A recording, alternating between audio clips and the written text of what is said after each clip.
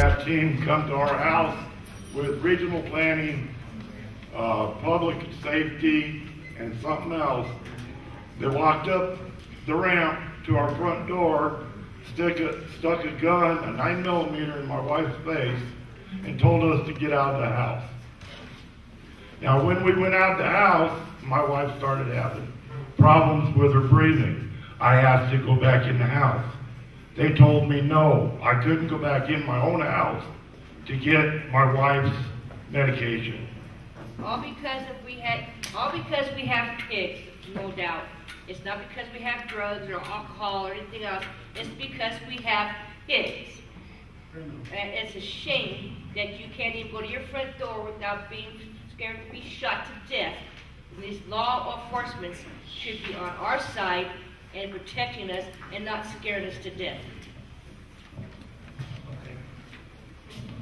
Hello, I'm John Allen. I'm a Vietnam veteran. And they came out to my place, and I'm on medication and for PTSD. They came out with their guns drawn. And it kind of scared me a bit, but once I got my composure back, I told them they watched too much TV because they all had their guns drawn. You know? And my friend Mario was in the back working. They brought him out at gunpoint. And so I'm homeless now. And I used my friend's address for my mail.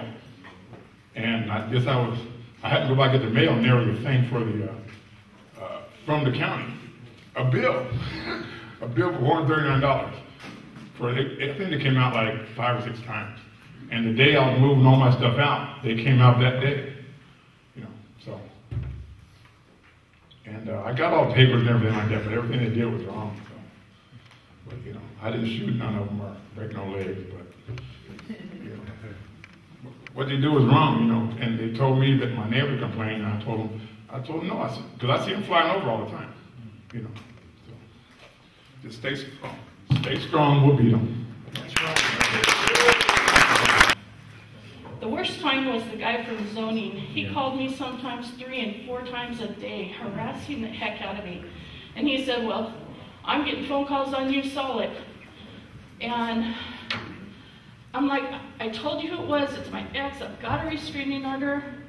I go, you know what's going on. But it didn't, none of that stuff mattered. It was, basically I ended up having to go to a lawyer, and the lawyer told me, look, it's not gonna stop. The county's gone hog wild. So I ended up having to put a 6-foot fence up around it, board up the place, every vehicle. I had a 1939 Massey Harris. It was a collector's tractor. It needed work, but I had several vehicles that some of them ran, some of them didn't. Trailers, a mobile home. They were giving me a deadline of 2 weeks to get rid of all this stuff. And I had a court order against me saying I can get rid of any property because it's community property. So I had a judge telling me one thing, county officials telling me another, and finally I ended up having to go, and I said, look, are you going to make me break the law?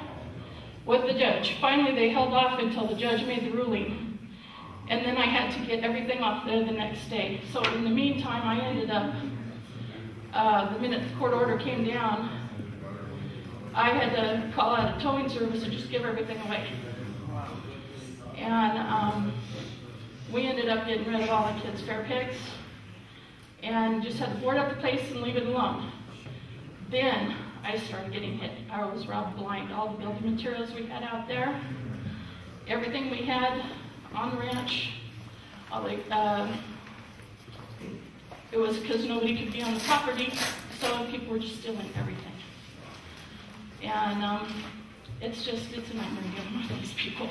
Thank you for your story.